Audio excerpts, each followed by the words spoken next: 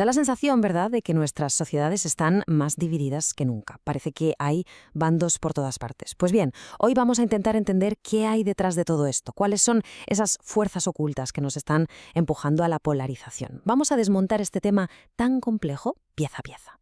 Fíjate en esta frase, es muy fácil dar por sentada la democracia, ¿no? Creer que es el estado natural de las cosas. Pero es que no lo es. Para nada. Si echamos la vista atrás, hace solo 50 años, la inmensa mayoría de los países de Latinoamérica, y bueno, España también, vivían en dictaduras. La democracia no es como el día y la noche, no es algo que vaya a pasar sí o sí, es más bien un acuerdo, un pacto muy delicado que hemos construido entre todos y que, igual que se construyó, se puede romper. Y aquí está la pregunta del millón. ¿Cómo muere una democracia hoy en día? Porque el peligro ha cambiado. Ya no hablamos necesariamente de esa imagen clásica de un golpe de Estado con tanques en la calle. No, la amenaza en el siglo XXI es mucho más sutil. Y, sobre todo, viene desde dentro del propio sistema. Esta va a ser nuestra hoja de ruta. Primero, echaremos un vistazo a la crisis actual.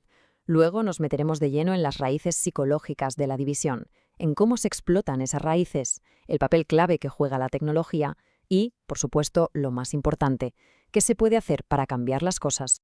Venga, pues empecemos por el principio, la crisis silenciosa. La política en muchos sitios se ha convertido en una especie de partido de fútbol, pero en un campo lleno de barro, uno donde los jugadores ya no intentan marcar goles, sino directamente lesionar al rival. ¿Y el árbitro? Bueno, el árbitro parece que se ha ido a casa. Es que, como nos dicen los politólogos de Harvard, Steven Levitsky y Daniel Ziblatt, las democracias hoy ya casi nunca mueren por una intervención militar. Lo que pasa, lo que es mucho más común, es que se van desgastando poco a poco, desde dentro. Y lo hacen a manos de los propios gobiernos que la gente ha elegido, que van debilitando las instituciones, quitando los contrapesos a su poder. Una erosión lenta pero constante. Y ojo, que este descontento no es algo local, es global. Los datos que tenemos nos pintan un cuadro de una insatisfacción muy profunda con cómo funcionan las democracias. Y esto, claro, es un caldo de cultivo peligroso. ¿Por qué? Porque abre la puerta a esa idea de que quizá la solución es un líder fuerte. Alguien que no tenga que lidiar con límites ni con instituciones. Cuando la gente siente que el sistema no funciona, que está roto, las supuestas soluciones autoritarias de repente suenan mucho más atractivas. Vale, para entender bien el problema tenemos que ir a la raíz psicológica. Y es que resulta que bajo una capa muy fina de civilización, nuestro cerebro sigue funcionando de una manera fundamentalmente tribal. Pensemos en esto. Durante millones de años, la supervivencia de nuestros antepasados dependía de una regla súper simple. Confía en tu tribu, desconfía del resto. Y claro, en la sabana africana esto tenía todo el sentido del mundo. El problema es que aplicar ese mismo instinto al debate político de hoy es una receta para el desastre absoluto. Hay un experimento clásico que lo demuestra a la perfección.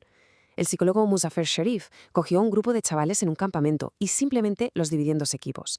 No hacían falta grandes diferencias ideológicas ni nada por el estilo. En cuestión de días, la tensión entre ellos era tan alta que tuvieron que parar el experimento. La lección es brutal. Crear una división de nosotros contra ellos es increíblemente fácil. Pero el problema no es solo que tengamos este instinto tribal latente. El verdadero problema es que hay gente que ha aprendido a explotarlo, y a explotarlo de una manera metódica, casi científica, para ganar y mantener el poder. Y este es, básicamente, el manual de instrucciones, un manual que se basa en las reglas de los propagandistas de toda la vida. Primero, apelar siempre a las emociones, nunca a la lógica. Segundo, repetir ideas muy simples una y otra vez hasta la saciedad. Tercero, contar solo una parte de la historia, desequilibrar la balanza por completo. Cuarto, atacar sin descanso al adversario. Y quinto, y muy importante, simplificarlo todo al máximo y señalar a un único enemigo al que culpar de todos los males. Son reglas sencillas, sí, pero terriblemente efectivas. ¿Y por qué funcionan tan bien? Pues porque básicamente hackean nuestro cerebro, se aprovechan de nuestros atajos mentales. Por ejemplo, el sesgo de confirmación, que nos hace buscar solo la información que confirma lo que ya pensamos. O la perseverancia de las creencias, que nos hace aferrarnos a nuestras ideas aunque nos demuestren que estamos equivocados. Nuestro cerebro, en el fondo, no está diseñado para buscar la verdad, sino para tener razón. Este manual de manipulación ya era potente de por sí, pero claro, le faltaba algo. Un megáfono global para llegar a su máximo potencial. Y eso es exactamente lo que son las redes sociales. Se lo hemos puesto en bandeja. Y aquí tenemos un dato que lo cuantifica todo. Los algoritmos de las redes sociales no son neutrales, ni mucho menos. Están diseñados para premiar lo que genera una reacción. ¿Y cuál es la emoción más fácil de provocar? La indignación. Fijaos, un estudio demostró que por cada palabra con carga emocional que se usa en un mensaje, sus posibilidades de ser compartido aumentan un 20%. Y esto lo remata. Las noticias falsas tienen un 70% más de probabilidades de hacerse virales que las reales. Y no es porque la gente sea tonta, no. Es porque estas noticias suelen ser más escandalosas, más sorprendentes, están diseñadas a medida para provocar una reacción visceral e inmediata. Esta cita de uno de los creadores del botón de retweet es devastadora. Resume a la perfección las consecuencias que nadie previó de una tecnología que se diseñó para conectar a la gente, pero que en la práctica ha terminado siendo el amplificador perfecto para nuestras peores tendencias tribales. Y todo esto nos lleva a un punto que es absolutamente crucial. Quizás al escuchar esto uno piensa, claro, es que así son los del otro lado, pero la realidad es mucho más incómoda. El verdadero peligro no es un partido político o el otro, es el fanatismo en sí mismo. A ver, vamos a fijarnos en esta frase. Es una cita bastante genérica, muy neutral, ¿verdad? La mayoría de la gente, en principio, estaría de acuerdo con ella. Bueno, pues se hizo un experimento. Se le presentó esta misma frase a diferentes grupos de personas.